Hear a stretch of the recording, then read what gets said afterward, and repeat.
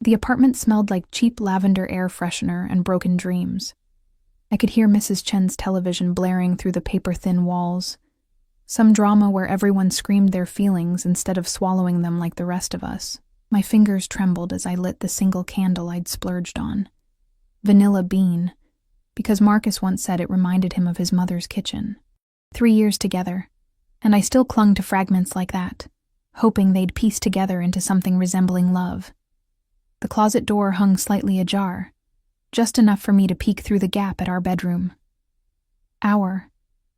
What a generous word for this cramped space with its water-stained ceiling and radiator that clanked like a dying animal. But it was ours, mine and Marcus's. At least I'd convinced myself it was. I pressed my back against his hanging shirts. 2 button-downs for his restaurant job, 1 blazer from Goodwill for important occasions he never defined. They smelled like cigarette smoke and the cologne I'd given him last Christmas. The cheap kind that came in a plastic bottle. My heart hammered against my ribs as I checked my phone. 10:47 p.m. He'd texted 2 hours ago, coming home early. Miss you, baby. Those 3 words had sent me spiraling into motion. I'd showered, shaved, squeezed myself into the black lingerie I'd hidden in my drawer for months, waiting for the right moment. Tonight felt right. Tonight felt like maybe we could salvage whatever was crumbling between us, like sand slipping through desperate fingers. The building groaned around me, settling into its bones. Somewhere above, footsteps echoed. Heavy. Purposeful. Not the shuffle of Mr. Park heading to his night shift. These were different. Expensive shoes against worn carpet? I thought absurdly. How could I possibly know that from sound alone? I couldn't. But I felt it. The temperature seemed to drop. My breath came out in small clouds despite the summer heat that usually turned our apartment into a furnace.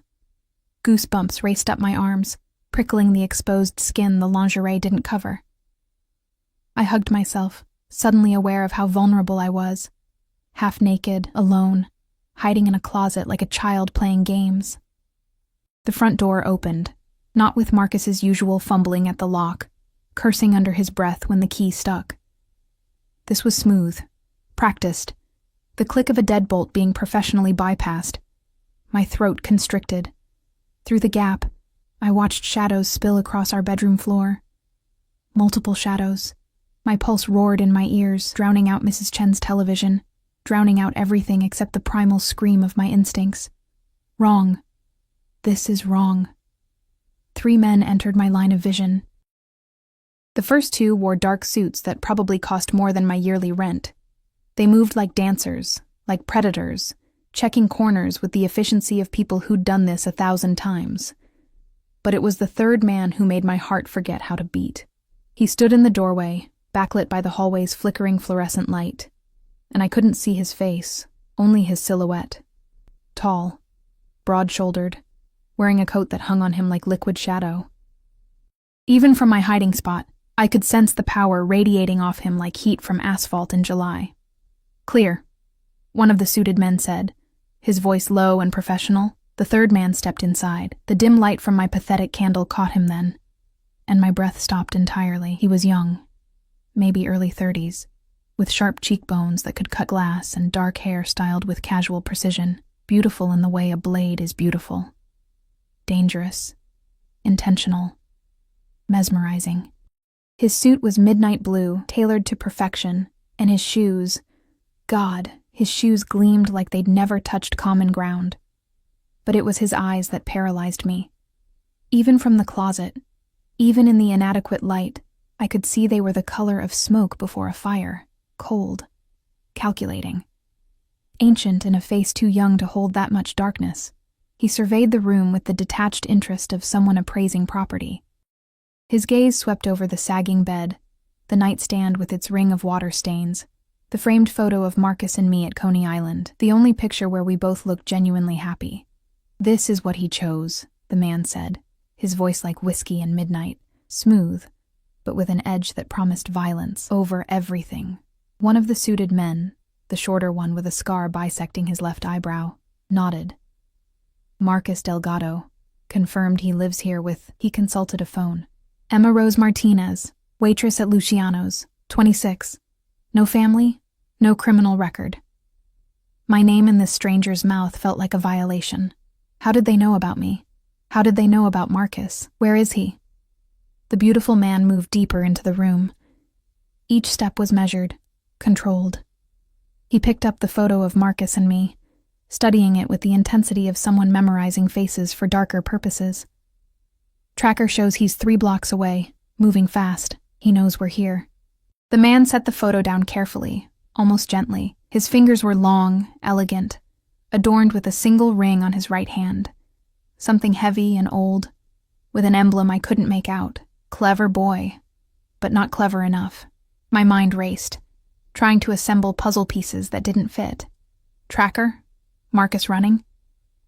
None of this made sense. Marcus worked doubles at a seafood restaurant. He complained about tips and smelled like fryer grease when he came home. He wasn't the kind of person who got tracked by men in $1,000 suits. Was he? The beautiful man walked to Marcus's side of the bed, opening the nightstand drawer with the confidence of someone who knew exactly what they'd find. He pulled out a stack of cash, more money than I'd ever seen in person, and what looked like a passport. Not Marcus's passport, a fake one. The room tilted. My fingernails dug into my palms, grounding me in physical pain because the emotional vertigo was too much. 3 years. 3 years of split rent and shared meals and promises about our future. 3 years, and I'd been sleeping next to a stranger. Boss. The scarred man approached, voice urgent but respectful. We should move. If he's running, he might. Let him run.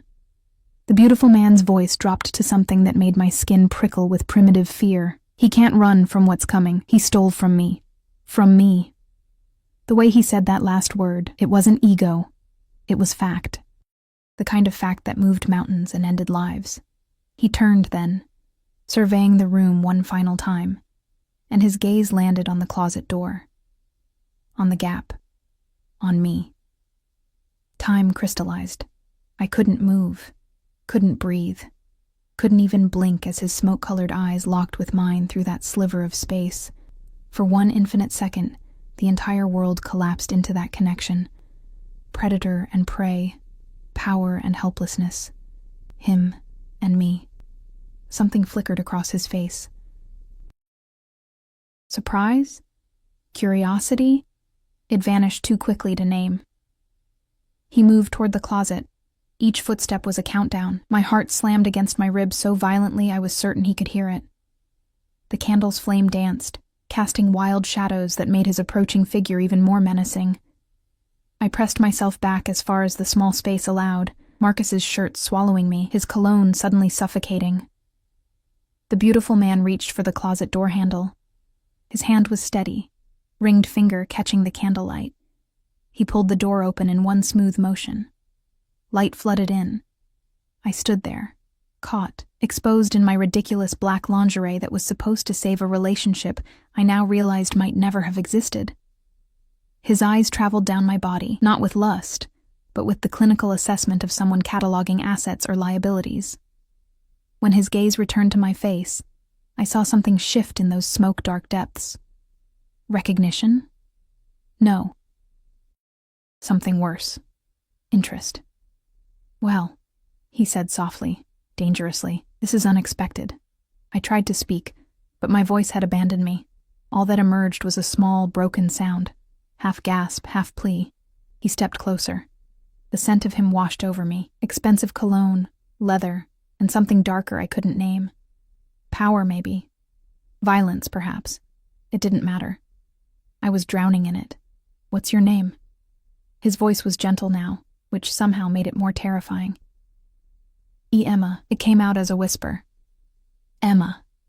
He repeated it like he was tasting it, rolling it around to see how it fit in his mouth. Emma Rose Martinez, the waitress with no family and no criminal record. His lips curved into something that might have been a smile on anyone else. On him, it was a warning. The girlfriend who didn't know her boyfriend was a thief and a liar. Tears burned my eyes, but I refused to let them fall. I wouldn't give him that. Wouldn't give this moment the satisfaction of breaking me completely. I didn't know, I managed. I swear, I didn't know anything. I believe you. He tilted his head, studying me like I was a problem he needed to solve. Which presents me with a dilemma, Emma Rose. One of the suited men cleared his throat. "Boss, we should—" The beautiful man raised one hand, silencing him without looking away from me. "Marcus stole something very valuable from me. Money, yes, but more than that. He stole my trust, my faith in someone I treated like family." His voice hardened, each word chipped from ice. In my world, there are consequences for such betrayals. I knew what he was saying without him saying it. I'd watched enough movies, read enough books. Men like this, men who moved with security details and spoke in coded threats. They didn't forgive. They didn't forget. They eliminated problems. "Please," I breathed. "Please. I'm not part of whatever this is." "I know." He reached out slowly, giving me time to flinch away, but I was frozen. His fingers brushed my cheek, wiping away a tear I hadn't realized had fallen. His touch was surprisingly gentle, at odds with everything else about him. "But you became part of it the moment you chose Marcus Delgado, the moment you let him sleep beside you, lie to you, use you as cover for his crimes. That's not fair." "Fair?" He laughed, the sound sharp and bitter. "Emma Rose, I'm many things, but fair has never been one of them." His phone buzzed. He glanced at it, jaw tightening. Marcus just withdrew everything from 3 different accounts. He's heading to JFK. The scarred man stepped forward. "Orders, boss?" The beautiful man's eyes never left mine. "Have the team pick him up before he reaches the airport. I want him alive. We have questions only he can answer." He paused, something calculating moving behind those smoke-colored eyes. "And bring everything from this apartment. All of it. Everything?" The man looked around our shabby bedroom with obvious confusion. "Everything," the beautiful man repeated. Then softer, almost to himself. "Including her." The world dropped away. "What?" I stumbled backward, hitting the closet wall. No, you can't." "Can't?"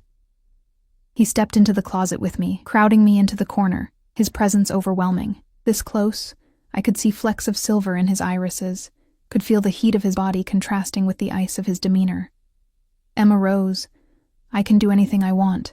I can make people disappear. I can buy buildings and burn them down. I can rewrite reality itself, if it suits me." His hand came up, fingers threading through my hair with a gentleness that belied his words. "And right now, what suits me is keeping you close, until I understand exactly what role you played in Marcus's betrayal." "I didn't play any role," my voice cracked, desperation flooding through. I'm nobody. I'm nothing." Something dangerous flashed in his eyes. "You're not nothing, Emma Rose. You're the one thing Marcus left behind. The one thing he might actually care about more than his own survival." He leaned in, his breath ghosting across my ear as he whispered, "Which makes you the most valuable thing in this apartment." I shuddered, trapped between his body and the wall, my heart a wild thing trying to escape my chest. He pulled back slightly, studying my face with that unsettling intensity. "What were you doing?"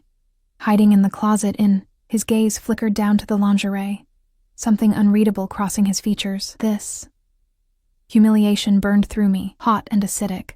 "I was surprising my boyfriend," I said, the words bitter. "It was supposed to be romantic." He tasted the word like it was foreign. "You were waiting in the dark, dressed in black lace, ready to seduce a man who was already halfway to another country with my money." When he put it like that, I sounded like the biggest fool alive. Maybe I was. "Get her something to wear," the beautiful man ordered without looking away from me. "Something appropriate. We're leaving." "Where are you taking me?" Fear gave my voice strength. "You can't just kidnap me." "Kidnap?" His eyebrow arched. Such a harsh word. I prefer to think of it as protective custody. After all, when Marcus realizes we have you, he might do something desperate, something that could put you in danger from people far less. He paused, searching for the word. "Civilized than I am." "You're not civilized," I spat, finding courage in terror. "You're Careful."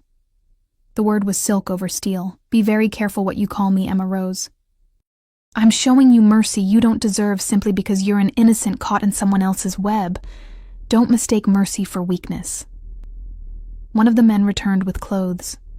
My clothes, grabbed hastily from my dresser. Jeans, a sweater. Nothing that matched, but I was past caring about fashion.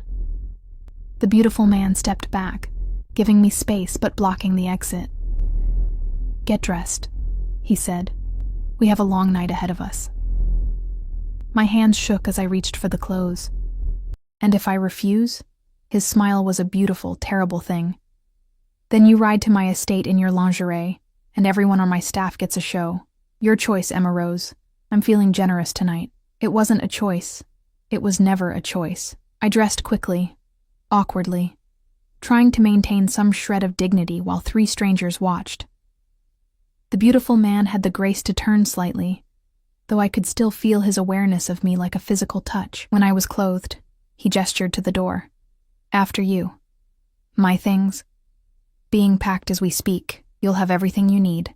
"I need my life back," I whispered. His expression softened, just for a moment. "Your life with Marcus was a lie, Emma Rose. I'm actually doing you a favor, some mercy." As I walked out of my apartment, past the men efficiently stripping it of everything I owned, past the neighbors peeking through cracked doors, past the life I'd built from nothing, I felt the beautiful man's hand settle on the small of my back, possessive, protective, proprietary. The night air hit me like a slap.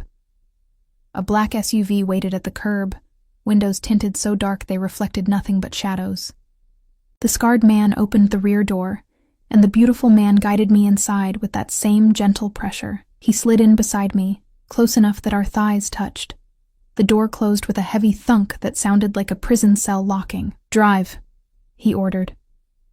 As we pulled away from the only home I'd known in New York, I turned for one last look. The building was already fading into the distance, becoming just another forgotten structure in a city of millions. "What's your name?" I asked quietly. He glanced at me, those smoke-colored eyes unreadable. "Does it matter?" "You know mine. Every detail of my life, apparently. I should at least know what to call the man who's kidnapping me." His lips curved. "Dante. My name is Dante Salvatore." He extended his hand formally, absurdly, as if we'd just met at a cocktail party. "And I'm not kidnapping you, Emma Rose. I'm saving you." I didn't take his hand. He didn't seem offended, merely withdrew it and settled back against the leather seat. "Saving me," I repeated hollowly. "From what?" "From Marcus. From the consequences of his choices. From the life you would have lived believing his lies." He turned to look at me fully, "And perhaps, from yourself." "That doesn't make sense." "It will." His voice dropped to something almost hypnotic. "By morning, everything will make sense. Or nothing will. Either way, Emma Rose Martinez, your life as you knew it ended the moment I opened that closet door." I believed him. God help me. I believed every word. The SUV glided through Manhattan like a shark through dark water. Silent, predatory, untouchable. I pressed myself against the door, maintaining every possible inch of distance from Dante Salvatore, though the vehicle's interior seemed designed to make separation impossible. The leather seats were butter soft, the air conditioning perfectly calibrated, and everything smelled like money and menace.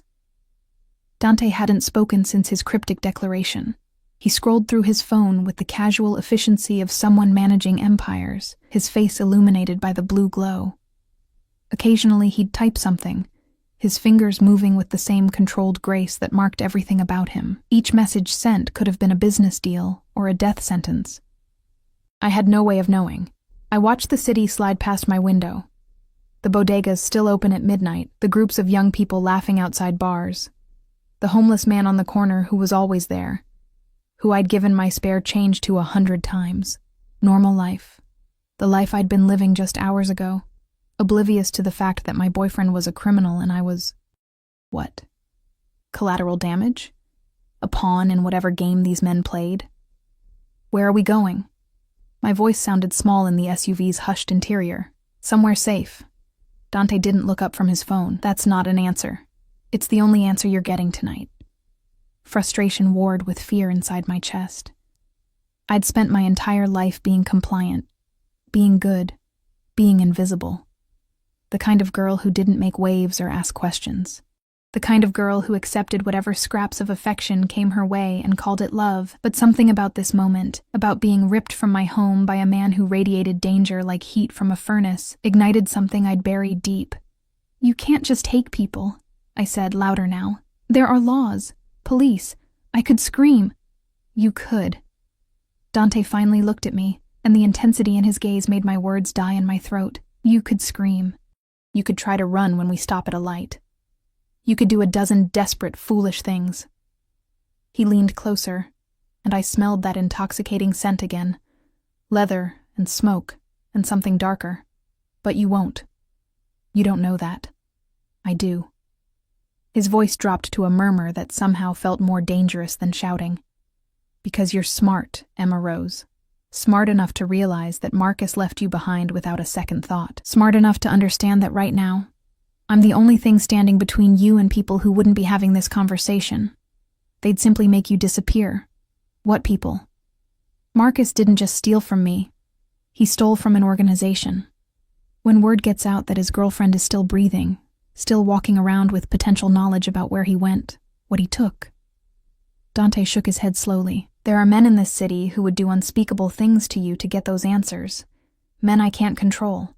Men I wouldn't want to control because they're useful in their particular way." Ice flooded my veins. "I don't know anything. I believe you. They won't." His hand moved to my knee, not aggressive, almost comforting, though the heat of his palm burned through my jeans. "So, yes, Emma Rose, I'm taking you, but I'm taking you somewhere they can't reach. Somewhere you'll be protected while we sort through this mess your boyfriend created." I stared at his hand on my knee. I should have pushed it away, should have recoiled. Instead, I sat frozen, hyper-aware of every point of contact, every place where his skin touched mine through the fabric. "How long?" I whispered. "As long as it takes. That's not fair?" He smiled that dangerous smile. "We've established I don't do fair." The SUV turned onto a private road I didn't recognize, lined with trees that blocked out the city lights. We drove for another 10 minutes in silence, each mile taking me further from everything familiar. My apartment might have been small and shabby, but it was mine. My job at Luciano's might have been exhausting, but I knew every table, every regular customer, every inch of that restaurant. Now I had nothing. No home, no job, no Marcus. Not that he'd ever really been mine. Just this beautiful, terrifying man beside me and whatever fate he'd decided I deserved. The SUV finally stopped in front of massive iron gates that swung open automatically. Beyond them stretched a driveway lined with perfectly manicured hedges and old-growth trees. At the end of that driveway sat an estate that looked torn from a movie. 3 stories of pale stone and arched windows, with wings extending on either side and actual turrets catching the moonlight. "You live here?" The question escaped before I could stop it. "One of my properties." Dante stepped out, then offered me his hand. I ignored it and climbed out on my own, stumbling slightly in my haste to avoid his touch. The night air was different here, cleaner somehow, tinged with the scent of roses and fresh-cut grass. Expensive air, I thought hysterically. Even the oxygen cost more in places like this. The front doors opened before we reached them. A woman in her 50s with steel-gray hair and sharp eyes stood waiting, her posture military straight despite the late hour. She wore a simple black dress and practical shoes, and something about her reminded me of headmistresses in British novels, stern but not unkind. "Mrs. Chen," Dante greeted her. "We have a guest." Wait, Mrs. Chen? Like my neighbor Mrs. Chen? But this woman looked nothing like a guest who arrives at 1 a.m. in jeans and a sweater. The woman's gaze swept over me with clinical efficiency. Unplanned, I take it. Very. Dante's hand returned to my back, propelling me forward. "Emma Rose Martinez. She'll be staying in the East Wing. Get her settled in the Blue Room, please. She'll need clothes, toiletries, everything." "Of course, sir." Mrs. Chen's expression didn't change, though her eyes sharpened with curiosity. "And how long should I prepare for?" "Indefinitely." That single word hung in the air like a noose. Mrs. Chen nodded. "Follow me, please, Miss Martinez." I looked at Dante. some desperate part of me needing, what, reassurance, permission, an explanation that made sense of any of this? He met my gaze, and for just a moment, something almost gentle flickered in those smoke-colored eyes. "You're safe here, Emma Rose. I promise you that much. Your promises don't mean anything to me," I said quietly. "They will." He turned away, already pulling out his phone, already moving to whatever crisis or empire demanded his attention next. "Mrs. Chen will take care of you." And just like that, I was dismissed. Mrs. Chen led me through a foyer that could have swallowed my entire apartment. Marble floors stretched in every direction, reflecting the light from a crystal chandelier that probably cost more than everything I'd ever owned combined. Paintings in gilded frames lined the walls. Real paintings, the kind you saw in museums, not prints from Target. "The blue room is one of our more comfortable guest suites," Mrs. Chen said as we climbed a sweeping staircase. "Private bathroom, sitting area, and a balcony overlooking the gardens. I think you'll find it adequate. The word was so absurd I almost laughed. Or cried. I wasn't sure which. "I don't understand what's happening," I said, my voice echoing in the vast space. "I don't understand any of this." Mrs. Chen paused on the landing, turning to face me. Her expression softened slightly, though her eyes remained sharp. "Mr. Salvatore doesn't explain himself often, Miss Martinez. But if he says you're safe here, you are. He's many things, but he keeps his word. He kidnapped me. Did he?" She tilted her head. "Or did he remove you from a situation that would have ended very badly without his intervention?" I wanted to argue, to insist that I'd been fine, that I could have handled whatever came. But we both knew it was a lie. I'd been hiding in a closet in lingerie, waiting for a man who was running from the mob. I hadn't been fine. I'd been a fool. Mrs. Chen resumed walking, and I followed numbly through corridors that seemed to stretch endlessly. Finally, she stopped at a door, opening it to reveal a room that made my eyes water with its casual luxury. The bed was enormous, draped in blue silk that matched the curtains framing French doors. A sitting area featured a velvet sofa, and chairs arranged around a fireplace with an ornate mantel. Fresh flowers in crystal vases perfumed the air. Everything gleamed with the kind of cleanliness that came from dedicated staff, not DIY bleach and prayer. "The bathroom is through there, Mrs. Chen pointed to another door. "I'll have clothes brought up within the hour. Your size is... How do you..." I stopped. They'd ransacked my apartment. They knew everything. "Small, size 4. Shoe size? 7. She made notes on her phone with efficient taps. "Preferences for breakfast?" The question was so bizarrely normal that I almost laughed again. "I don't... Coffee? Toast? I'll have chef prepare a selection. You'll eat at 8 in the morning room unless Mr. Salvatore requests otherwise." She moved to the door, then paused. "Miss Martinez, a word of advice. Don't try to leave. The grounds are monitored, and the gates are locked. You wouldn't make it 50 feet before security found you, and that would only complicate an already difficult situation. So, I'm a prisoner. You're protected." Her voice was firm, but not unkind. "There's a difference, though I understand it may not feel that way now. Give it time. Things often become clearer in the morning." She left, closing the door with a soft click. I stood in the center of that beautiful room, surrounded by luxury I'd never imagined I'd touch, let alone sleep in, and felt more alone than I'd ever been in my life. At least in my apartment, I'd had the illusion of control. Here, I was adrift in someone else's world, governed by rules I didn't understand and couldn't escape. I walked to the French doors, opening them onto a balcony that overlooked gardens illuminated by strategically placed lights. Roses climbed trellises, a fountain splashed somewhere in the darkness. The air smelled like jasmine and money. Beyond the gardens, I could see the high wall surrounding the property, topped with what I assumed was security measures I couldn't identify from this distance. A gilded cage, I thought. Beautiful, but still a cage. My phone buzzed in my pocket. I'd forgotten I still had it. The screen showed 3 missed calls from Sarah, my coworker at Luciano's, and a text. "Girl, where are you? You were supposed to open today and Tony is pissed today." It was already tomorrow. I'd lost hours to this nightmare, and the world had kept spinning without me. Tony would fire me, of course. Wouldn't matter that I'd been kidnapped by the mafia. I'd missed my shift, and at places like Luciano's, you were replaceable before the door finished closing behind you. I started to text back, then stopped. What would I even say? Sorry, can't come in. Being held hostage by a gorgeous crime lord because my boyfriend stole from him? The phone was suddenly plucked from my hand. I spun to find Dante standing in the doorway to the balcony. I hadn't heard him enter, hadn't heard anything. He moved like smoke, like shadow. There one moment, gone the next. Impossible to pin down or predict. You can't have this. He pocketed my phone with casual authority. Not yet. That's mine. Everything you have is mine now, Emma Rose. Your safety, your secrets, your life. I own all of it until this situation is resolved. He stepped onto the balcony, crowding me against the railing. The garden lights cast his face in sharp relief.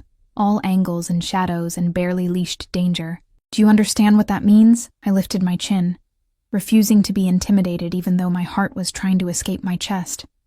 It means you're a controlling bastard who thinks he can play God with people's lives. Something flickered in his eyes. Surprise? Amusement? Most people don't speak to me that way. I'm not most people. No. His voice dropped to that dangerous murmur. No, you're not. His hand came up, fingers tracing my jawline with a gentleness that contradicted everything else about him. You're the girl who hid in a closet to seduce a man who didn't deserve her. The girl with no family, no safety net, no one to call when the world falls apart. The girl who spent her entire life being invisible.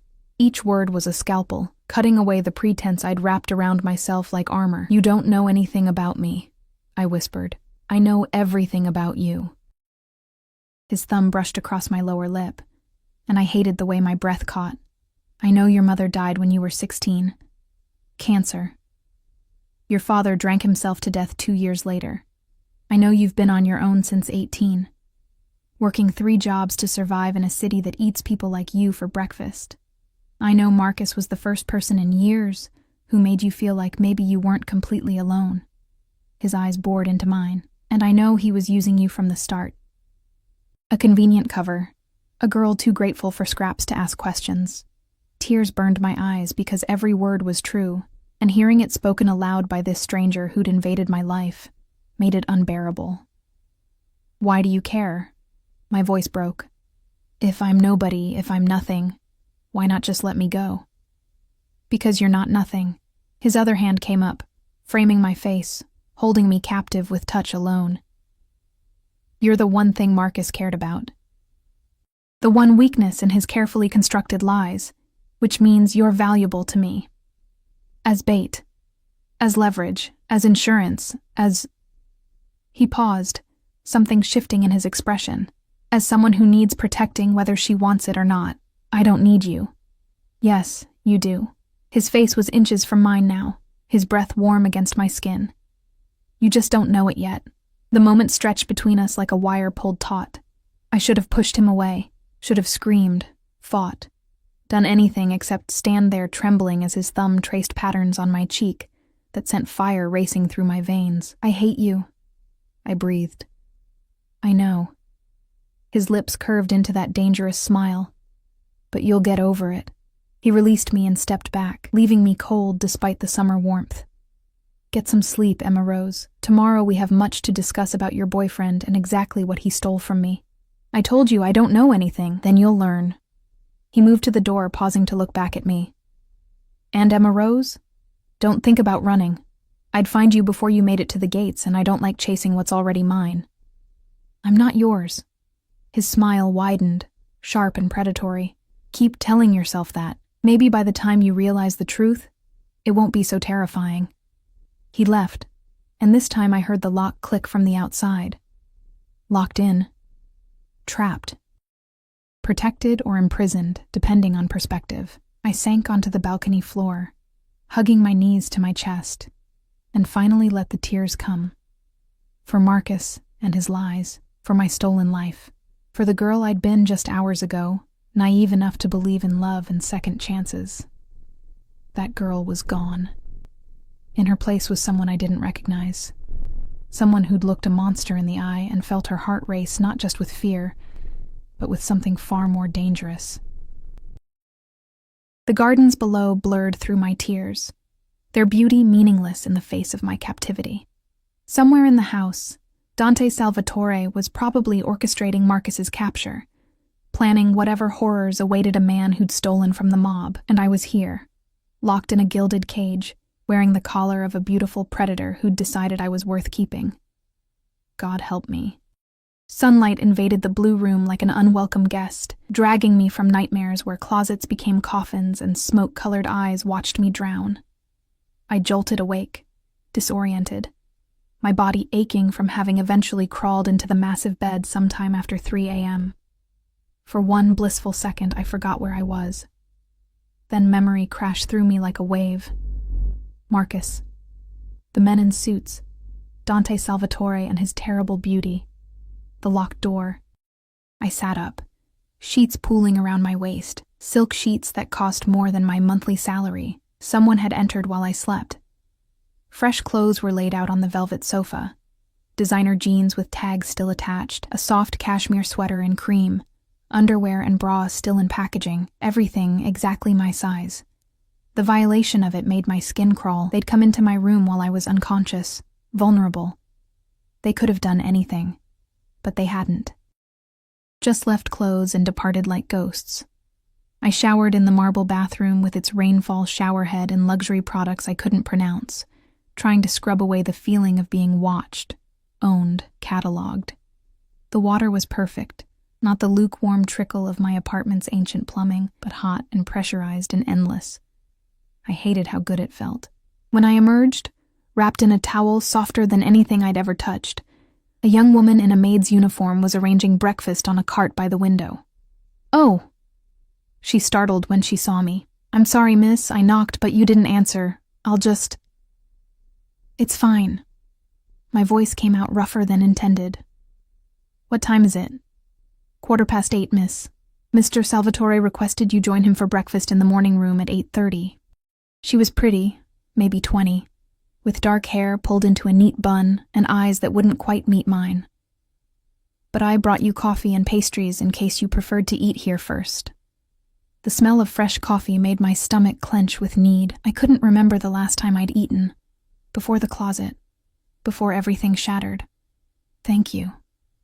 I moved to the cart, wrapping the towel tighter. "What's your name?" "Rosa, miss." She bobbed slightly like a curtsy. "If you need anything at all, just press the button by the bed. Someone will come immediately. Someone. Not her specifically, just someone from Dante's endless supply of people who jumped when he commanded.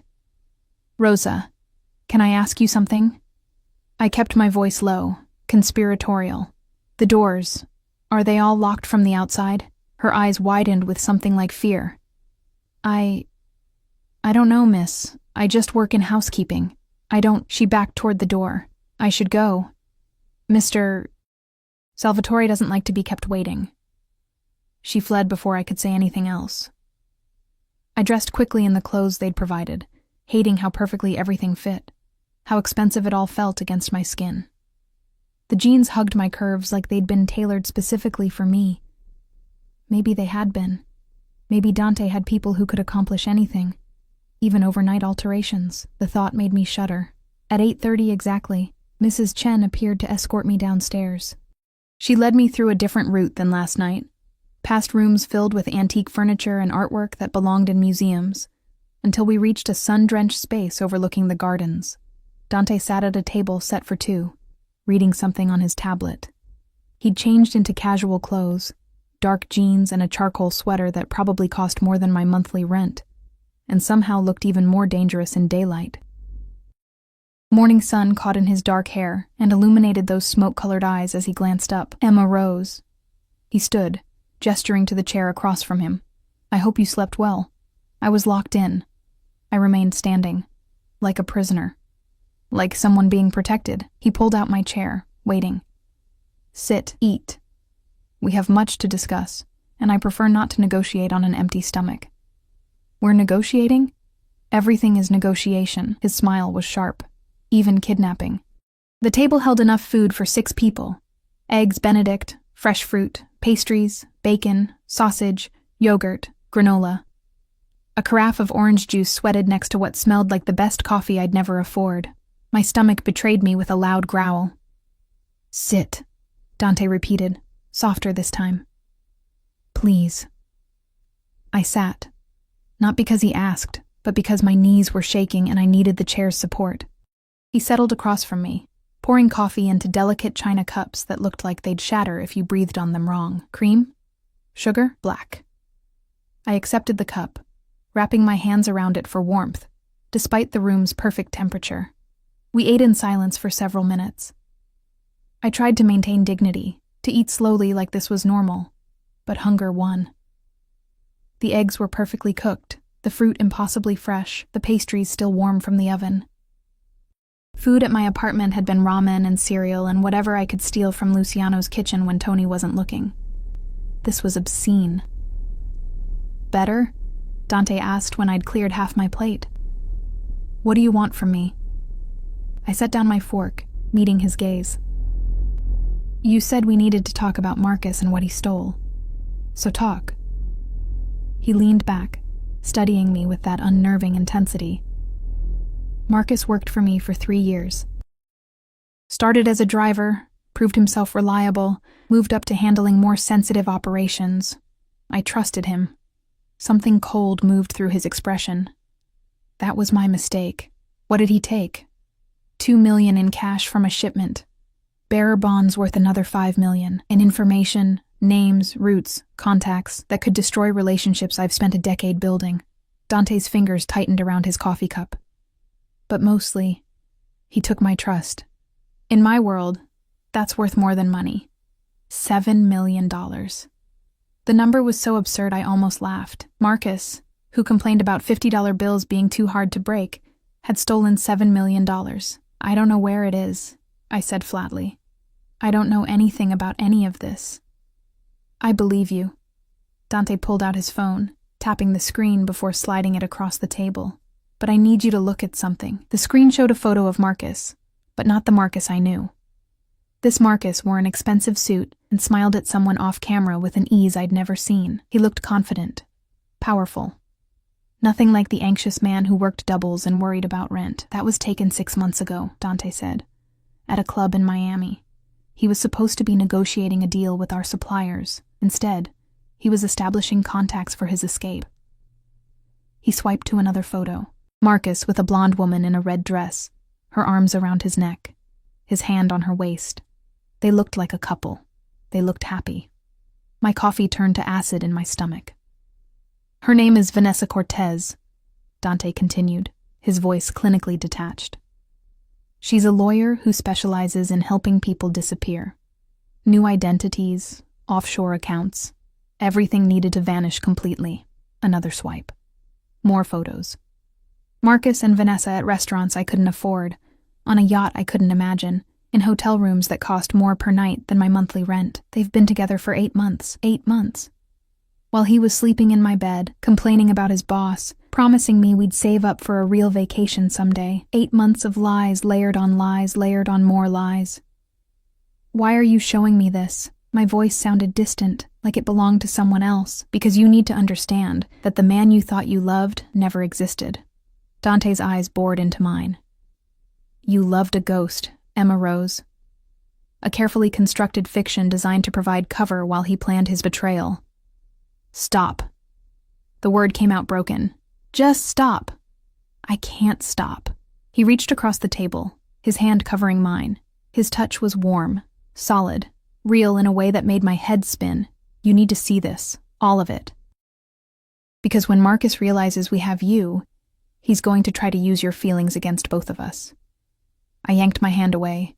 "I don't have feelings for him anymore. How could I, after—" I gestured at the phone, at the evidence of Marcus's double life. "After seeing that, good." Something that might have been approval flickered in Dante's expression. "Then you'll help me." "Help you how?" Marcus will contact you. He'll try to convince you he still cares, that everything was for you, that he has some noble reason for what he did. Dante stood, moving around the table until he was behind my chair. His hand settled on my shoulders, warm and heavy, and somehow comforting despite everything. When he does, I need you to play along. Make him think you believe him. Get him to tell you where he is, so you can kill him. So I can get back what he stole, and ensure he never betrays anyone again. His hands tightened slightly. What happens to him after that is between Marcus and his conscience. You mean he won't have one after you're done with him? Dante's laugh was low and dark. I like that you're not naive about what I am, Emma Rose. It makes things simpler. I should have been terrified, should have recoiled from his touch, from his casual acknowledgement of violence. Instead, I found myself leaning back slightly, seeking the warmth of his hands, the solid presence of him behind me. What was wrong with me? What if I refuse? I asked. What if I won't help you? His hands slid from my shoulders down my arms in a slow, deliberate caress that sent shivers racing through me. Then you remain my guest until Marcus has found another way. Comfortable, protected, but still here. Still mine. I'm not yours, he finished, bending so his lips were near my ear. I know, you keep saying it. But Emma Rose, every time you say it, it becomes less true. You feel it, don't you? The way your body responds when I touch you. The way your breath catches when I'm near. The way you leaned into my hands just now, seeking comfort from the monster who took you. I jerked away, standing so fast my chair toppled backward. You're delusional. Am I? He straightened, watching me with those predatory eyes. Or am I simply honest about what's happening between us while you're still lying to yourself? Nothing is happening, isn't it? He moved closer, stalking me around the table until my back hit the wall. You hate me. You fear me. But there's something else there too, Emma Rose. Something that terrifies you more than I ever could. He was too close, overwhelming my senses with his presence. I could see silver flecks in his irises, could smell leather and expensive cologne, could feel heat radiating from his body like a furnace. You're wrong, I whispered, but even I could hear the lie in my voice. His hand came up, cupping my face with that same gentleness that contradicted everything else about him. Am I? Then why is your pulse racing? Why are you trembling? Why haven't you pushed me away? Because I couldn't. God help me, I couldn't. His thumb traced my lower lip, and my breath hitched. His eyes darkened with something I recognized from the closet. Not lust exactly, but possession. Ownership. The absolute certainty that I belonged to him whether I admitted it or not. This is insane, I breathed. Yes. His other hand settled on my waist, pulling me closer until our bodies were nearly touching. But insanity is my specialty. The moment stretched, taut and terrible and electric. Part of me wanted him to close the distance, to kiss me, to make this twisted attraction concrete and undeniable. Another part wanted to knee him in the groin and run screaming into the gardens. I did neither. A phone rang, shattering the tension like glass. Dante's jaw tightened with frustration before he stepped back, pulling his phone from his pocket. What? His voice was sharp, commanding. He listened for a moment, his expression going cold and hard. When? And you're certain? Another pause. I'll be there in 20 minutes. Keep him secured until I arrive. He ended the call and looked at me with something that might have been regret. They found Marcus. He's being brought to my office downtown. His hand cupped my face again, brief and possessive. Get dressed in something appropriate. You're coming with me. Why would I? Because you need to see him, Emma Rose. You need to see what he really is when he's cornered and desperate. You need to hear his excuses and lies without the rose-colored glasses of affection. His eyes bored into mine, and because I want him to see you standing beside me, wearing my clothes under my protection. I want him to understand exactly what he lost when he chose money over you. This isn't about me. Everything is about you now. His voice dropped to that dangerous murmur. Don't you understand? The moment I opened that closet door and saw you standing there, everything changed. Marcus doesn't get to have you. He doesn't get to use you or lie to you or pretend he cared. You're mine now, Emma Rose. The sooner you accept that, the easier this will be." He left before I could argue, his footsteps echoing through the house. I stood against the wall, heart pounding, body trembling, mind reeling from everything that had just happened. The photos of Marcus and Vanessa, the casual discussion of violence, the way Dante had touched me, the way I'd responded, the way part of me had wanted more. Mrs. Chen appeared in the doorway. "Miss Martinez, Mr. Salvatore has requested I help you select appropriate attire for downtown. If you'll follow me?" I followed numbly, a puppet on strings pulled by invisible hands. This was my life now.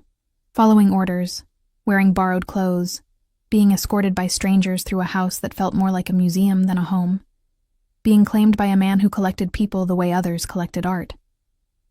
In my room, Mrs. Chen laid out options. A black dress that looked like it cost more than I made in a month, matching heels that were somehow exactly my size, jewelry that gleamed with real gold and stones I couldn't name. "Mr. Salvatore wants you to look the part," she said, not unkindly. "People downtown, they need to see that you're under his protection, that you matter to him. I don't matter to him." I touched the dress, the fabric like water beneath my fingers. "I'm just leverage." "Is that what you think?" Mrs. Chen's expression was unreadable. "Miss Martinez, I've worked for Mr. Salvatore for 15 years. I've seen him with many women, beautiful women, powerful women, women who would give anything to stand where you're standing." She paused, choosing her words carefully. "I've never seen him look at any of them the way he looked at you this morning. He wants something from me." "Yes." She smiled slightly, "but perhaps not what you think." She left me to dress, and I stared at myself in the full-length mirror. The woman looking back was a stranger. Elegant, expensive, polished in ways I'd never been. The dress hugged curves I usually hid beneath baggy work clothes. The heels made my legs look endless. The jewelry caught the light like captured stars. I looked like I belonged in Dante's world. The realization terrified me more than anything else. A knock at the door made me jump. Rosa entered with a small makeup bag. "Mr. Salvatore thought you might want help with—" "I can do my own makeup," I said, harsher than intended. She set the bag down and fled. I applied makeup with shaking hands, just enough to hide the exhaustion and fear. In the mirror, the transformation was complete. I looked confident, untouchable, like someone who hadn't spent yesterday hiding in a closet waiting for a man who was already gone. Dante was waiting in the foyer, talking on his phone in what sounded like Italian. He turned when he heard my heels on the marble floor, and whatever he was saying died mid-sentence. His eyes traveled over me slowly, thoroughly, missing nothing. When his gaze returned to my face, the hunger there made my knees weak. "Bellissima," he murmured, ending his call without looking away. "You were made for this life, Emma Rose. You just didn't know it yet. This isn't my life. It is now." He offered his arm. "Ready to face your past?" I didn't take his arm. "I'll never be ready." "Good." His smile was sharp and dangerous and beautiful. The best things in life rarely come from being ready. The SUV was waiting, flanked by 2 additional vehicles filled with security. We drove through morning traffic, Dante handling business on his phone while I stared out the window at a city that felt foreign now. Every person we passed was living their normal life, unaware that the girl in the expensive car was a captive dressed in her captor's clothes. Dante's office was in a gleaming skyscraper in Midtown, the kind of building with marble lobbies and security that actually looked at your ID. We took a private elevator to the top floor, emerging into a reception area that screamed money and power. His assistant, a severe woman in her 40s, stood immediately. "He's in conference room A. Marco and Enzo are with him." "Good." Dante's hand found the small of my back. "Come, Emma Rose. Let's see what your boyfriend has to say for himself." Conference room. It had floor-to-ceiling windows overlooking Manhattan, but I barely noticed the view. Marcus sat at the table, hands zip-tied in front of him, blood crusted around his nose, left eye already swelling shut.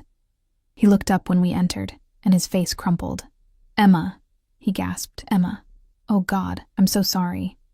I never meant for you to get involved." "Shut up," Dante said calmly. He guided me to a chair at the table's head, positioning me like a queen while he stood behind me, hands possessive on my shoulders. You don't get to talk to her. You don't get to apologize. You gave up that right when you chose money over everything else. Marcus's eyes darted between us, recognition dawning. You're with him?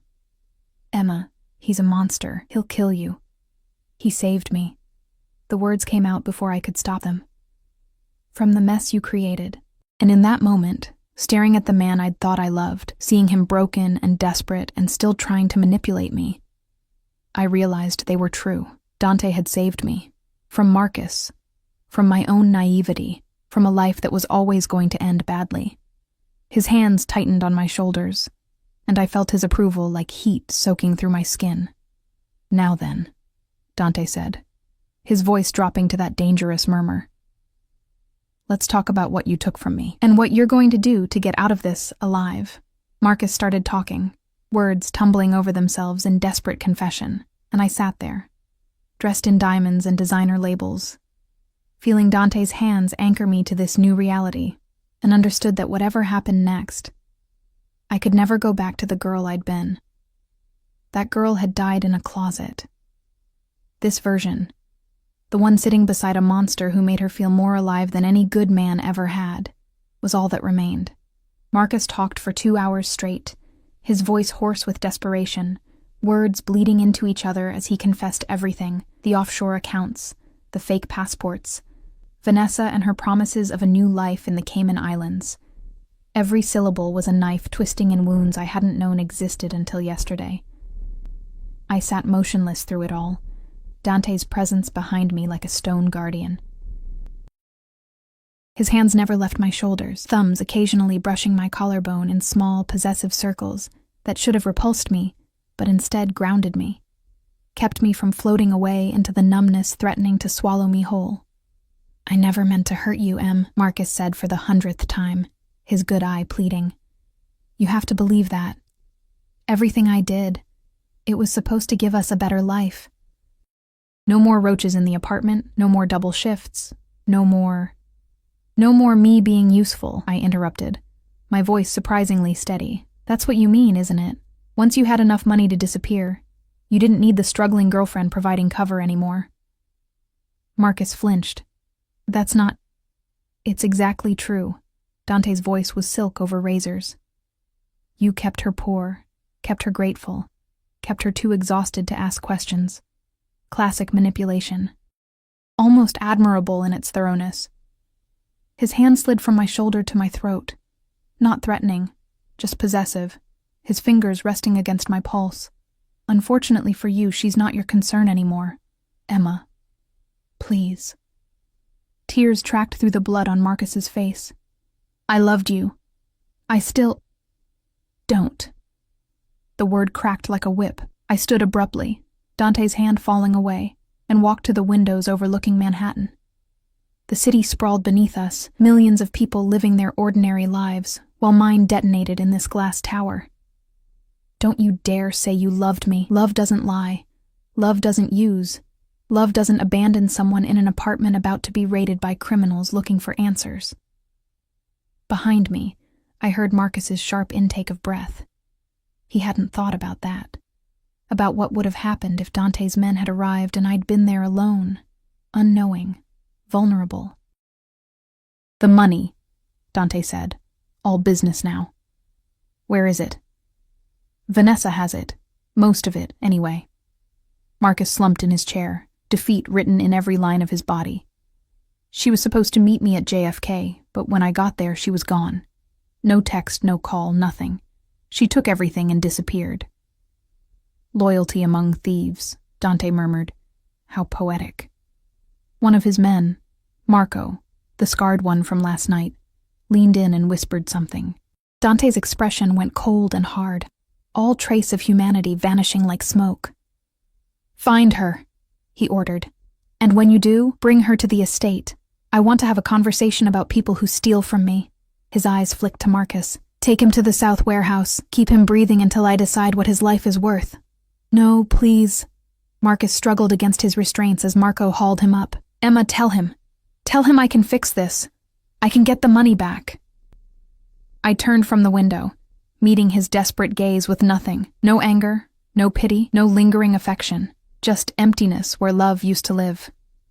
Goodbye, Marcus. His screams echoed down the hallway as they dragged him away, fading until only silence remained. I stood at the window, staring at my reflection in the glass. The woman looking back was still a stranger in her expensive dress and borrowed jewels. But something had shifted in her eyes. Something harder, colder, forged in the fires of betrayal and survival. Are you going to kill him? I asked without turning around. Does it matter? Dante's footsteps approached, his reflection appearing beside mine in the glass. Would you mourn him if I did? No. The honesty surprised me. I'd mourn the person I thought he was.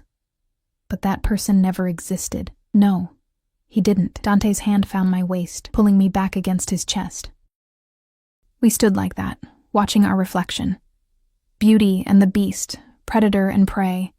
Something twisted that defied easy categorization. But you exist, Emma Rose. You're real, painfully, brutally real. I don't feel real.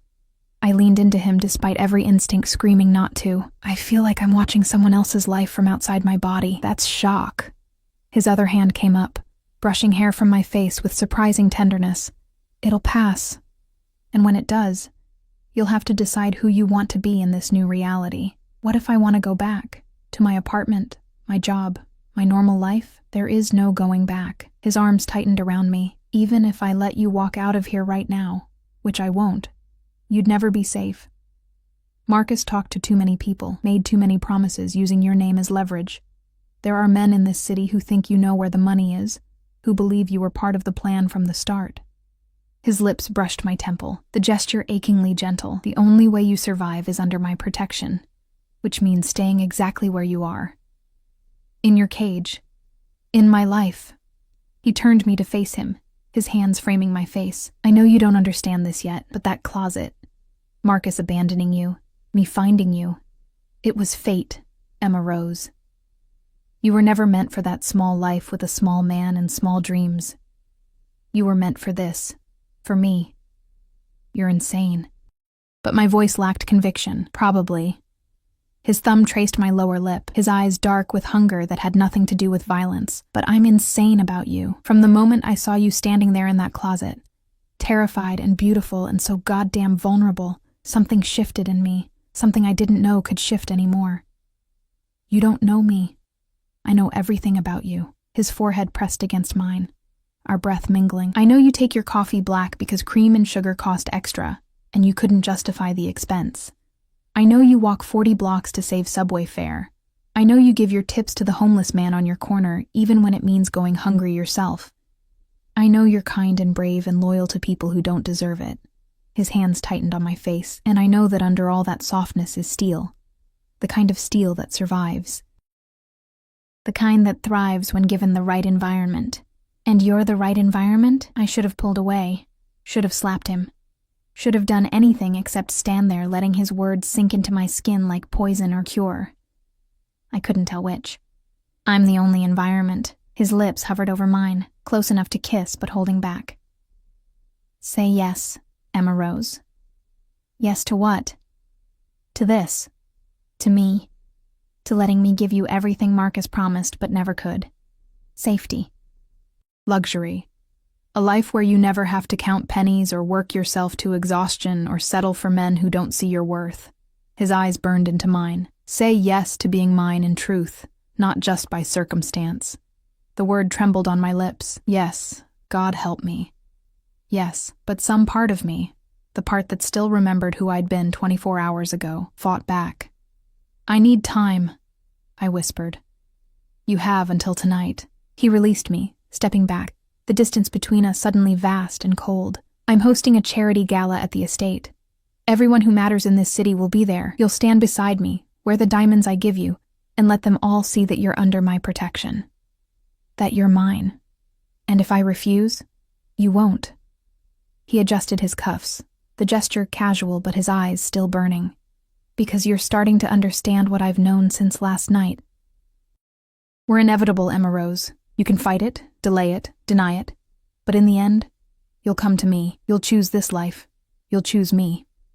Your ego is astounding. My certainty is earned. He moved to the door, pausing to look back. Mrs. Chen will help you prepare for tonight. Dress, hair, makeup, everything will be provided.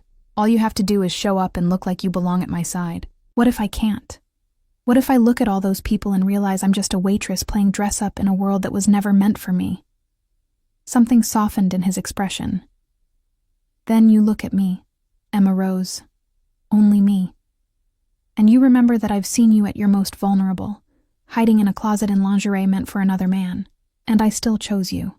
Not for what you can give me, not for leverage or manipulation, but because when I looked in your eyes, I saw someone worth keeping. He left before I could respond, the door clicking shut with a finality that echoed through my bones. I sank into the nearest chair, legs suddenly unable to support me. The room smelled like leather and expensive cologne, and the lingering scent of Marcus's fear. Outside the windows, the city continued its relentless march toward evening, indifferent to the fact that my entire existence had been rewritten in less than 24 hours. My phone, the one Dante had taken last night, appeared on the table in front of me. I hadn't heard anyone enter, but there it was, placed carefully beside a bottle of water and 2 pills in a small dish. A note in elegant handwriting. For the headache you're trying to hide, and your phone, in case you need to say goodbye to your old life properly. D. I stared at the phone like it might bite me. Turning it on felt like opening Pandora's box, letting the outside world intrude on whatever strange bubble I'd been trapped in since Dante Salvatore entered my life. But I needed to know, needed to see what remained of Emma Martinez, waitress, nobody, girl who hid in closets, 17 missed calls from Sarah, 32 texts ranging from concerned to furious, 3 voicemails from Tony firing me in progressively angrier messages, an eviction notice from my landlord, emailed at 6 this morning. My entire life, dissolved in a series of digital notifications. I should have felt devastated, should have mourned the loss of everything I'd built from nothing. Instead, I felt relief. Like shackles I hadn't known I was wearing had finally fallen away. God, what was wrong with me? I typed a message to Sarah. I'm okay. Had to leave town for a family emergency. Don't worry about me. Take care. Emma. A lie? But what else could I say? Actually, I'm being held captive by a mafia boss who's decided I belong to him, but the food is amazing and he might be right. I sent it before I could overthink, then powered the phone off and set it face down on the table. That life was over. The question was, who would I become in its place? The estate transformed as evening approached. Staff materialized like spirits, hanging lights in the gardens, arranging flowers in crystal vases, setting up bars and food stations with military precision. Through my bedroom window, I watched luxury cars begin to arrive, depositing women in gowns that cost more than I used to make in a year and men in tuxedos that fit like second skins. This was Dante's world, power and wealth and beauty so casual it stopped being remarkable and became simply expected. Mrs. Chen had indeed helped me prepare, bringing a team of stylists who worked on me like I was a sculpture to be perfected. My hair fell in glossy waves that had taken an hour to achieve. My makeup was dramatic but flawless, emphasizing cheekbones I didn't know I had. And the dress. The dress was a masterpiece of midnight blue silk that matched Dante's eyes, fitted to my body with a couture precision that made me look like I'd been born to wear such things. Diamonds glittered at my throat and ears. Real diamonds, Mrs. Chen had assured me, from Dante's private collection. He wants you to outshine every woman here, she'd said while clasping the necklace. He wants them to look at you and understand that you're not just another guest. You're his. Now, standing before the mirror, I barely recognized myself. This woman was confident, elegant, dangerous in her beauty. This woman could stand beside Dante Salvatore and not look like she didn't belong. This woman terrified me. A knock at the door made me turn. Dante entered without waiting for permission, and the sight of him stole my breath. He wore a tuxedo that had clearly been tailored for his body specifically, every line and angle emphasizing the predatory grace of his movements. His hair was styled back, revealing the sharp planes of his face, and his eyes. His eyes devoured me whole. Cristo, he breathed, stopping just inside the door. You're devastating. Mrs. Chen and her team did all the work. No. He crossed to me in 3 long strides, his hand settling on my waist. They simply revealed what was always there. You're magnificent, Emma Rose. You always were. You just needed someone to see it. His proximity made thinking difficult. The scent of him, that intoxicating blend of leather and smoke and something uniquely him, wrapped around me like a drug. His hands on my waist burned through the silk, branding me with their heat. I don't know if I can do this, I whispered. Face all those people. Pretend I'm someone I'm not. You're not pretending. His hand came up, tilting my chin so I had to meet his eyes. This is who you are, Emma Rose. This is who you've always been, trapped in a life too small to contain you. Tonight, you step into your truth, and I'll be beside you every moment. Why? The question burst out, desperate and raw. Why do you care? Why me? Out of all the women you could have. His smile was slow, predatory, heated, because you're the only one who doesn't want to be here. Every other woman in this house tonight would kill to stand where you're standing. But you'd run if I let you. You fight me at every turn. You challenge me, question me, refuse to be impressed by wealth or power. His thumb brushed across my lips. You make me work for it, Emma Rose, and I haven't had to work for anything in a very long time. So this is a game to you. This is everything to me. The intensity in his voice made me shiver. You just don't know it yet. Before I could respond, he stepped back and offered his arm. Ready? No. Perfect. His smile turned sharp. The best performances come from being terrified. We descended the grand staircase together, his hand possessive on my waist, my heart thundering so loud I was certain everyone could hear it. The main hall was filled with people who looked like they'd stepped from magazine pages. Beautiful, powerful, dripping with the casual arrogance of the wealthy. Every eye turned to us as we reached the bottom of the stairs. Dante! A silver-haired man in his 60s approached, champagne in hand. Wonderful party as always. And who is this stunning creature? Emma Rose Martinez, Dante said, his hand tightening on my waist. Emma Rose, this is Senator Morrison. He occasionally pretends the law applies to men like me. The senator laughed, but his eyes assessed me with the calculation of a man used to cataloging assets and liabilities. Charmed, my dear. How do you know our Dante? She doesn't need to know me, Dante said smoothly. She simply needs to be mine. The possessiveness in those words sent electricity down my spine. Around us, I felt the attention sharpen, women's eyes narrowing with jealousy, men's gazes flickering with interest, and then away when they saw Dante's expression. We moved through the party like royalty, Dante introducing me to judges and businessmen, socialites and politicians. Each conversation was a performance, with him playing the gracious host and me playing. What? The mysterious new girlfriend, the trophy, the latest acquisition? You're doing beautifully, Dante murmured during a lull, his lips near my ear. See how they look at you? Like they can't quite figure you out. You're a puzzle they desperately want to solve. I don't want to be a puzzle. Too late. His hand slid lower on my back, just above the curve of my hip. You're mine now, which makes you the most interesting person in this room. A woman approached then. Tall, blonde, beautiful in a cold, calculated way. She wore red silk like armor and smiled at Dante with the intimacy of someone who'd shared more than conversation. Dante, darling. She air-kissed both his cheeks, ignoring me completely. I haven't seen you in ages. Where have you been hiding? Working, Isabella. His tone was polite but distant. You remember what work is, don't you? Her laugh was sharp. Barely, darling. Life's too short to waste on anything as tedious as work. Her eyes finally landed on me. Dismissive. And who's this? Another charity case you're helping? Before Dante could respond, I heard myself speak. Actually, I'm the woman he can't stop touching. You remember what that's like, don't you? Isabella's smile froze. Around us, several people coughed into their drinks. Dante's hand squeezed my hip. Approval or warning, I couldn't tell.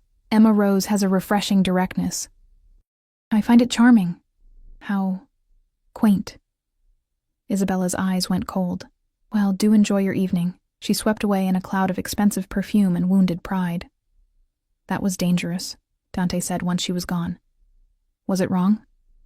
No. His smile was proud, possessive, heated. It was perfect. You're learning, Emma Rose. Learning that you don't have to shrink yourself for anyone. Not anymore. The evening blurred after that, champagne I barely touched. Conversations that felt like chess matches, Dante's constant presence at my side, both anchor and chain. Every time someone asked how we met, he'd smile mysteriously and change the subject. Every time a man's gaze lingered too long, Dante would pull me closer, his body language screaming mine in ways that should have offended me, but instead made me feel safe, wanted, claimed in ways I'd never experienced. It was intoxicating. It was terrifying. It was everything I'd never known I wanted. As midnight approached, Dante led me away from the crowd to a private terrace overlooking the gardens. The party continued inside, muted now by distance and glass, leaving us alone under stars that seemed brighter here than in the city. You survived, he said, pulling me against him. You more than survived, you conquered. I insulted one of your guests. Isabella needed insulting. She's been insufferable since our brief association ended 3 years ago. His hand settled on my waist, thumbs tracing small circles through the silk. Besides, watching you defend your territory was the highlight of my evening. It's not my territory, isn't it? He turned me to face the gardens, his body pressed against my back, his arms wrapped around me. Look at this, Emma Rose. Look at what could be yours. Not just the estate, not just the wealth, but the freedom, the power, the life where you never have to compromise or settle or accept less than you deserve, and all I have to do is belong to you. All you have to do is choose me. His lips brushed my neck, sending shivers racing through me. Choose this life. Choose safety and luxury and me worshiping you the way Marcus never could. Choose to stop fighting what we both know is inevitable. I closed my eyes, overwhelmed by sensation, his heat, his scent, the way his body fit against mine like we'd been designed to connect. The garden below was beautiful, the party inside full of people who'd accepted me as one of them, and the man holding me was offering everything I'd never dared dream of wanting. What if I'm not strong enough? I whispered. What if I can't be who you need me to be? You already are. He turned me in his arms, his eyes burning in the moonlight. You just need to stop being afraid of your own power. His lips claimed mine before I could respond. Not gentle, not asking permission, but demanding everything. I melted into him, my hands fisting in his jacket, my body arching against his as the kiss deepened into something that erased thought and left only feeling. When he finally pulled back, we were both breathing hard. Say yes, he commanded. Say you're mine. And God help me, with the taste of him still on my lips and his eyes dark with possession, I whispered the word that would seal my fate. Yes. The word hung between us like a promise or a curse. I couldn't tell which. Dante's eyes blazed with triumph, and something darker, more primal. His hands tightened on my waist before he claimed my mouth again, this kiss slower but no less devastating. I tasted victory on his tongue, felt ownership in the way his fingers threaded through my carefully styled hair, destroying hours of work and not caring. When he finally released me, I was trembling. Come. He took my hand, pulling me back toward the house. We're done with the party, but your guests can entertain themselves. His stride was purposeful, possessive, his grip on my hand unbreakable. I've played host long enough. Now I want what's mine. We moved through the crowd like smoke, Dante dismissing attempts at conversation with curt nods. I caught glimpses of curious faces, Isabella's venomous glare, the senator's knowing smirk. They all understood what was happening. The host claiming his prize, disappearing into the night with the mysterious woman who'd appeared from nowhere. Let them watch. Let them wonder. I was done caring what anyone thought. Dante led me upstairs, past my blue room, down corridors I hadn't explored. We stopped at double doors at the estate's far end, his private wing, I realized, his sanctuary. Last chance to run, Emma Rose. He turned to face me, his thumb tracing my swollen lips. Once you walk through these doors with me, There's no going back. You'll be mine in every way that matters. Say the word, and I'll take you back to your room, leave you untouched, give you more time to... No. The word came out stronger than I felt. No more time. No more running. I choose this. I choose you. Something fierce and possessive flared in his eyes. Then welcome home. The doors opened to a suite that made my blue room look like a closet. Floor-to-ceiling windows overlooked the estate, moonlight spilling across hardwood floors and furniture that whispered of old money and older power. But I barely noticed the opulence. My attention was consumed by Dante as he shrugged out of his jacket, loosened his tie, became less polished businessman and more dangerous predator. "Scared?" he asked, stalking toward me, terrified. "Good." His hands found my zipper, drawing it down with agonizing slowness. Fear keeps you sharp, keeps this real. The dress pooled at my feet, leaving me in nothing but diamonds and lace. I should have felt exposed, vulnerable. Instead, I felt powerful under his gaze, like a goddess being worshipped by a man who'd built empires but would burn them all for one more touch of my skin. "Bellissima," he breathed, fingers tracing the diamond necklace resting against my collarbone. "These look better on you than they ever did in the vault. Everything looks better on you, even chains." The question escaped before I could stop it. His smile was dark. "Especially chains. But Emma Rose, the chains between us, they bind both ways. You think you're the only one caught in this? I've been yours since I opened that closet door and saw you standing there, vulnerable and fierce and so goddamn beautiful it hurt to look at you." His hands framed my face. "You've haunted me every moment since. Made me question everything I thought I wanted. Made me realize that all the power and wealth in the world means nothing if I can't share it with you. That's insane. I told you. Insanity is my specialty." He kissed me again. Slower this time. Deeper. Like he was trying to memorize the taste of my surrender. But this? Us? This is the sanest thing I've ever done. Hours later, I woke to sunlight streaming through unfamiliar windows, and Dante's arm heavy across my waist. For a moment, panic clawed at my throat. Where was I? What had I done?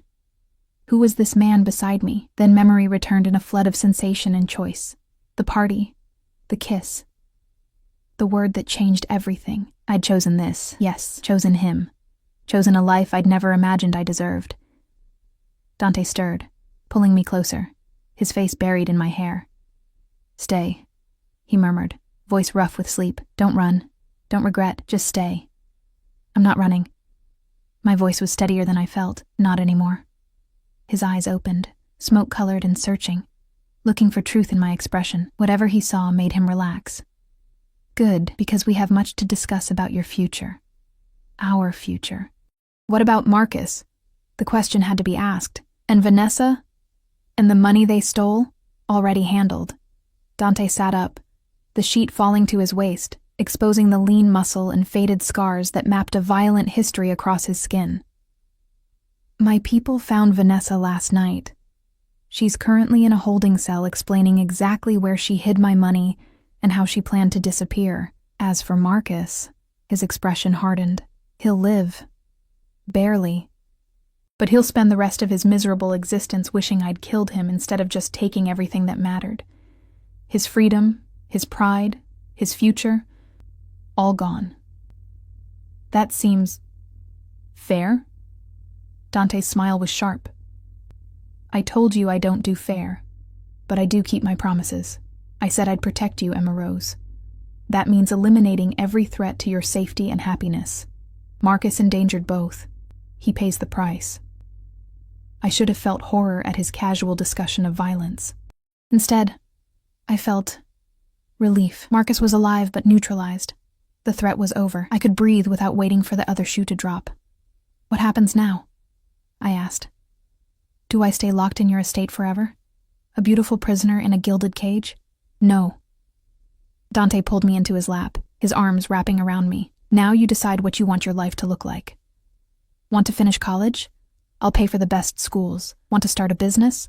I'll provide capital and connections. Want to do absolutely nothing except spend my money and look devastating? That's acceptable too. His hands tightened on my waist. The only non-negotiable is staying with me. Everything else is yours to choose. Just like that? You'd give me anything I wanted? Haven't you been listening? His voice was almost exasperated. I'd give you everything, Emma Rose. The world itself, if you asked. You're not a prisoner. You're a partner. My partner. The woman who'll stand beside me and make this empire mean something beyond money and power. I pulled back to study his face, searching for lies or manipulation, but his eyes were clear, intense, honest in a way I'd never seen from Marcus. This man, this dangerous, beautiful, impossible man, meant every word. I want to go back to school, I said slowly, testing the boundaries of this new reality. I had to drop out when my dad died. I was studying literature, wanted to teach. Done. Which university? Columbia, maybe? Or Columbia it is. I'll have my assistant handle the applications and transfer credits. You'll start next semester. He said it like it was already accomplished, like money could solve anything.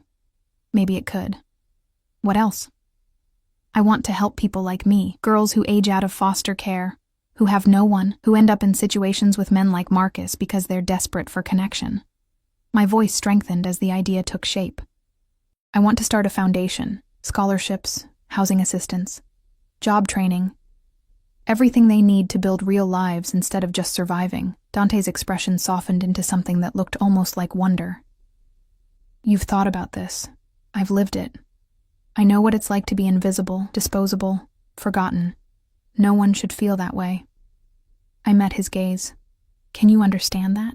Can a man like you, who's never wanted for anything, understand what it means to have nothing? I understand more than you think. His hand came up, tracing the line of my jaw. I grew up in poverty, Emma Rose. Violence and hunger and watching my mother work herself to death trying to keep food on the table. Everything I have, everything I am. I built it from blood and sacrifice and choices that haunt me every day. His eyes darkened with old pain. So yes, I understand. And yes, I'll help you build something that matters, something that turns suffering into purpose. Tears burned my eyes at the rawness in his voice. This man, this terrifying predator who'd stolen me from my life, understood loss and hunger, and fighting for survival. We weren't so different, him and me, just different choices made in the face of impossible circumstances. Thank you, I whispered. Don't thank me yet. Running a foundation means dealing with bureaucracy, donors, people who'll test your patience and question your motives. His smile was wry. Think you can handle that? I handled you, didn't I? His laugh was genuine, surprised. You did. You do. Better than anyone. He kissed me softly, tenderly, without the desperation of last night. My fierce Emma Rose, my partner, my home. A knock at the door interrupted the moment. Mrs. Chen's voice filtered through. Mr. Salvatore, I apologize for the intrusion, but there's an urgent matter requiring your attention. Dante sighed, pressing his forehead to mine. Duty calls. Empire doesn't run itself, unfortunately.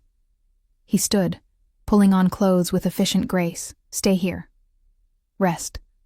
I'll have breakfast sent up, and we can continue planning your future when I return. Our future, I corrected. His smile was brilliant. Our future. He left, and I settled back into the massive bed, surrounded by expensive linens and the lingering scent of him. Through the windows, I could see the estate grounds stretching endlessly. Gardens and fountains and carefully manicured perfection. My home now. My life. The thought should have terrified me. Instead, it felt like coming home after wandering lost for years. 3 months later, I stood in the main hall of the newly opened Martinez Foundation, watching young women file through for our first orientation. They looked how I'd felt 3 months ago, scared, hopeful, uncertain if this was real or just another disappointment waiting to happen. Welcome, I said, my voice carrying through the space. I know you're wondering if this is legitimate, if we're really here to help. I know because I was you. 6 months ago, I was working multiple jobs, living in an apartment with roaches, dating a man who lied about everything. I know what it's like to feel invisible. They listened. These girls who'd been forgotten by the system, and I saw myself in every face. This foundation exists because someone saw me when I was at my lowest. Someone gave me a chance to build something real, and now I'm giving you that same chance. I gestured to the staff, social workers, counselors, mentors I'd personally vetted. We're here to help you find housing, finish school, start careers, build lives you actually want to live. No strings attached, no judgment, just support. Applause rippled through the crowd. After the orientation, they dispersed to meet with counselors, and I found myself alone in my office, a space I'd decorated with books and comfortable furniture, making it welcoming rather than institutional. Dante appeared in the doorway, leaning against the frame with that predatory grace that still made my heart race. You were magnificent. I was nervous. Didn't show. He crossed to me, pulling me into his arms. They believed every word because it was true. Because you lived it and survived and turned it into something meaningful. His lips brushed my temple. I'm proud of you, Emma Rose. I couldn't have done this without you. Yes, you could have. You would have found a way eventually. I just gave you resources and removed obstacles. He tilted my chin up, his eyes soft. But I'm glad I could help. Glad I get to watch you transform lives the way you transformed mine. Still dramatic, I see. Always. His smile was unrepentant, but also truthful. You made me want to be more than a man who takes what he wants. You made me want to deserve you. You already do. Lie better. But his eyes crinkled with humor. My phone buzzed. A text from Sarah, my former co-worker at Luciano's. We'd reconnected after I'd finally explained everything, and she'd been surprisingly understanding. Her message read, "Saw the article about your foundation in the Times. So proud of you. Coffee soon?" I showed it to Dante. She wants to meet. Then meet. You don't need my permission to see friends, Emma Rose. You're not a prisoner. I know. But I like checking with you anyway. I wrapped my arms around his neck. Partners, remember? We make decisions together. Partners, he agreed, kissing me thoroughly enough to make my toes curl, though I reserve the right to be possessive when other men look at you. Other men always look, and I always make sure they know you're taken. His expression turned serious. Speaking of which, there's something I want to discuss.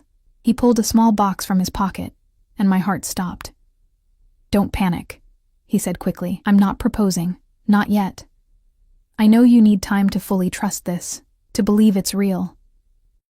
He opened the box to reveal a ring, white gold with a single diamond that caught the light like captured starlight. This is a promise ring, a promise that when you're ready, when you believe completely that this is forever, I'll ask properly. With a bigger ring and a romantic gesture that would make your literature professors weep. His thumb brushed my cheek. But until then, wear this. Let it remind you that you're mine and I'm yours, and nothing, not time or circumstance or our twisted beginning, changes that fundamental truth. Tears blurred my vision as he slipped the ring onto my finger. It fit perfectly, of course. Everything Dante did was perfect, planned, executed with the precision of a man who left nothing to chance. I love you, I whispered. The words came easier now than they had the first time I'd said them, weeks ago in the darkness of his bedroom. I know it's insane and probably some kind of Stockholm syndrome, and my therapist would have a field day. Your therapist thinks I'm good for you. Dante grinned. I may have donated to her clinic. Purely coincidental. You bribed my therapist? I ensured she had the resources to help women like you. If she happens to think our relationship is healthy as a result, well... He shrugged, unrepentant. I told you I eliminate obstacles. I laughed, the sound free and genuine. You're impossible. I'm yours. He kissed me again, slower, deeper, with the certainty of a man who'd claimed what he wanted and would never let go. As you are mine, forever, Emma Rose. If you'll have me. I looked at the ring on my finger, the office I'd built, the foundation helping girls who'd been invisible like me. I thought about the girl in the closet, waiting for a man who'd already abandoned her, thinking that was love. That girl was gone. In her place stood a woman who'd survived betrayal and kidnapping, and falling for a monster, who turned out to be something more complicated, a man capable of terrible violence, but also fierce protection, ruthless ambition, but also surprising tenderness. A man who saw me when I was nothing, and decided I was everything. "I'll have you," I said, rising on my toes to meet his kiss. "Today, tomorrow, forever. I'll have you, Dante Salvatore, my monster, my savior, my home." "Our home," he corrected against my lips. "Everything I have is ours now." And in that moment, surrounded by the foundation I'd built, and the man who'd given me the means to build it, I finally understood what Mrs. Chen had tried to tell me that first night. Dante kept his promises. He'd promised to protect me, and I was safe. He'd promised to give me everything, and my life overflowed with purpose and passion. He'd promised I'd understand eventually, and now I did. Sometimes salvation comes from the most unexpected places. Sometimes the monster turns out to be the hero. Sometimes you have to lose everything to find what you were always meant to have. And sometimes, hiding in a closet waiting for the wrong man leads you directly to the right one, even if he is a beautiful, dangerous, impossible mafia boss who looked at a girl with nothing and decided she was worth everything. 6 months later, epilogue. The wedding was small, intimate, nothing like the massive society affair everyone expected. Just close friends, Mrs. Chen crying in the front row, and Rosa beaming as she handed me my bouquet. Dante had wanted to give me the world, but I'd insisted on something simple. "You're already my world," I'd told him. "I don't need 300 witnesses to prove it." Now, standing at the altar in the estate's garden, the same gardens I'd stared at from my balcony that first night, feeling trapped, I looked at the man waiting for me with smoke-colored eyes full of love and possession and unshakable certainty. "Ready?" my escort asked. Sarah had insisted on walking me down the aisle, claiming she'd known me longest and earned the right. More than ready, we walked through rose arbors toward my future, toward the man who'd stolen me from one life and given me another, toward the partner who supported my dreams and challenged me to be more than I'd ever imagined, toward home.